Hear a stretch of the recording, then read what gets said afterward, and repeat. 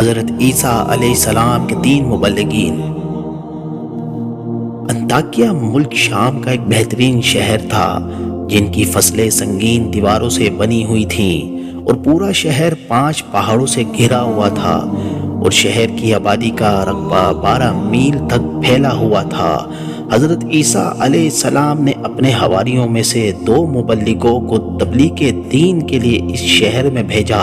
ایک کا نام صادق اور دوسرے کا نام مصدوق تھا۔ جب یہ دونوں شہر میں پہنچے تو ایک بوڑھے چرواہے سے ان دونوں کی ملاقات ہوئی جس کا نام حبیب نجار تھا۔ سلام کے بعد حبیب نجار نے پوچھا کہ آپ لوگ کون ہیں اور کہاں سے آئے ہیں اور مقصد کیا ہے؟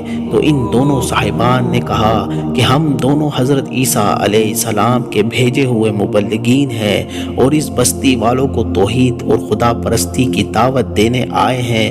تو حبیب نجار نے کہا کہ آپ لوگ کے پاس اس کی کوئی نشانی بھی ہے؟ تو ان دونوں نے کہا کہ جی ہاں، ہم لوگ مریضوں اور مادرزاد، اندھوں اور کوڑیوں کو خدا عز و جل کے حکم سے شفا دیتے ہیں۔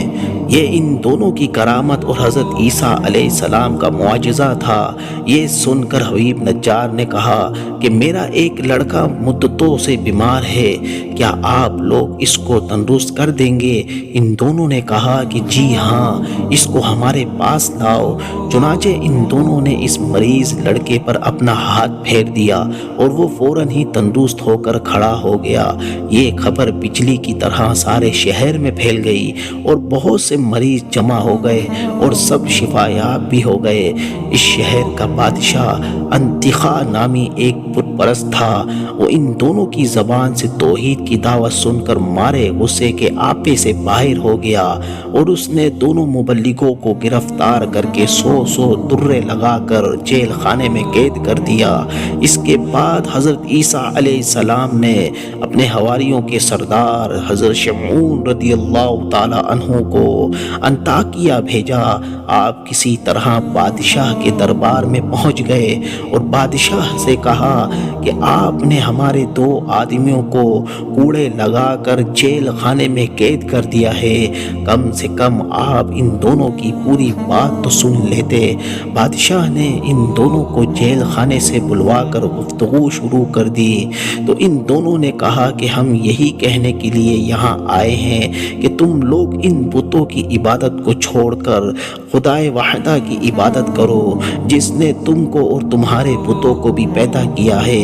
جب بادشاہ نے ان دونوں سے کوئی نشانی طلب کی تو ان دونوں صاحبوں نے ایک ایسے مادرزاد اندھے کو جس کے سر میں آنکھیں تھیں ہی نہیں ہاتھ پھیر دیا تو اس کی پیشانی میں آنکھوں کے 2 سوراخ بن گئے۔ پھر ان دونوں صاحبان نے مٹی کے 2 غلولے بنا کر ان سوراخوں میں رکھ کر دعا کر دی تو یہ دونوں غلولے آنکھیں بن کر روشن ہو گئیں اور مادرزاد اندھا انکھیارا بن گیا۔ حضرت شمعون نے فرمایا کہ اے بادشاہ، کیا تمہارے بتوں میں بھی یہ قدرت ہے؟ بادشاہ نے کہا کہ نہیں۔ حضرت شمعون نے فرمایا کہ پھر تم اس کی عبادت کیوں نہیں کرتے جو ایسی قدرت والا ہے کہ اندھوں کو آنکھیں عطا فرما دیتا ہے؟ یہ سن کر بادشاہ نے کہا کہ کیا تمہارا خدا مردوں کو زندہ کر سکتا ہے؟ اگر وہ مردوں کو زندہ کر سکتا ہے تو ایک مردے کو زندہ کر دے جو میرے ایک دہقان کا لڑکا ہے اور وہ کئی روز سے مرا پڑا ہے اور میں نے اس کے باپ کے انتظار میں ابھی تک اس کو دفن نہیں کیا ہے۔ بادشاہ ان تینوں صاحبان کو لے کر لڑکے کی لاش کے پاس گیا اور ان تینوں صاحبان نے دعا مانگی تو خدا کے حکم سے وہ مردہ زندہ ہو گیا اور بلند آواز سے کہا کہ میں بت پرست تھا تو میں مرنے کے بعد جہنم کی وادیوں میں داخل کیا گیا، لہٰذا میں تم لوگوں کو عذاب الہی سے ڈراتے ہوئے اللہ پر ایمان لانے کی دعوت دیتا ہوں اور تم لوگوں کو نصیحت کرتا ہوں کہ خدا کے پیغمبر حضرت عیسیٰ علیہ السلام کا کلمہ پڑھ کر ان تینوں مبلغین کی بات مان کر ان لوگوں کے ساتھ اچھا سلوک کرو، کیونکہ یہ تینوں صاحبان حضرت عیسیٰ علیہ السلام کے حواری اور ان کے فرزدہ ہیں۔ یہ منظر دیکھ کر اور مردے کی تقریر سن کر سب کے سب حیران رہ گئے۔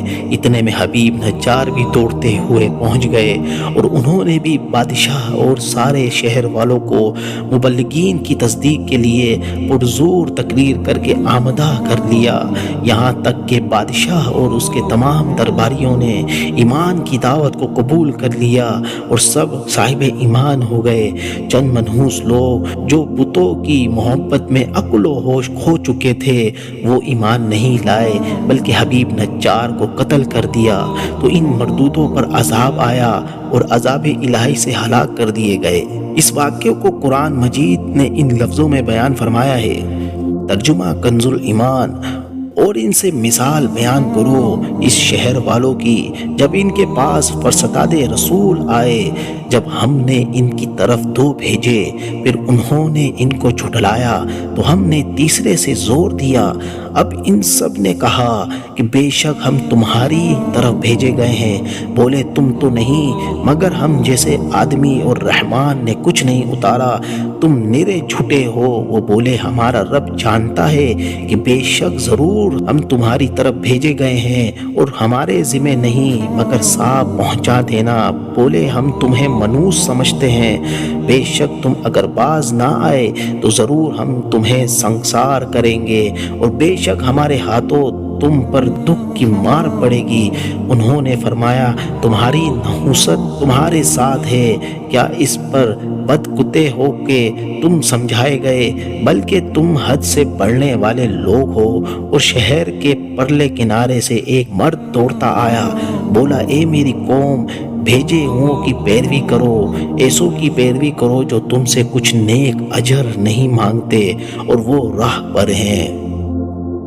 پیارے دوستو، حضرت عیسیٰ علیہ السلام کے تینوں مبلغین یعنی صادق اور مصدوق اور شمعون کی سرگشت اور تبلیغ دین کی راہ میں ان حضرات کی دشواریاں اور قید و بند کے مصائب اور ہوش و ربا دھمکیوں کو دیکھ کر یہ سبق ملتا ہے کہ تبلیغ دین کرنے والوں کو بڑی بڑی مصیبتوں اور مشکلات کا سامنا کرنا پڑتا ہے، مگر جب آدمی اس راہ میں مستقل مزاج بن کر ثابت قدم رہتا ہے اور صبر و تحمل کے ساتھ اس دینی کام میں ڈٹا رہتا ہے تو اللہ تعالیٰ غیب سے اس کی کامیابی کا سامان پیدا فرما دیتا ہے۔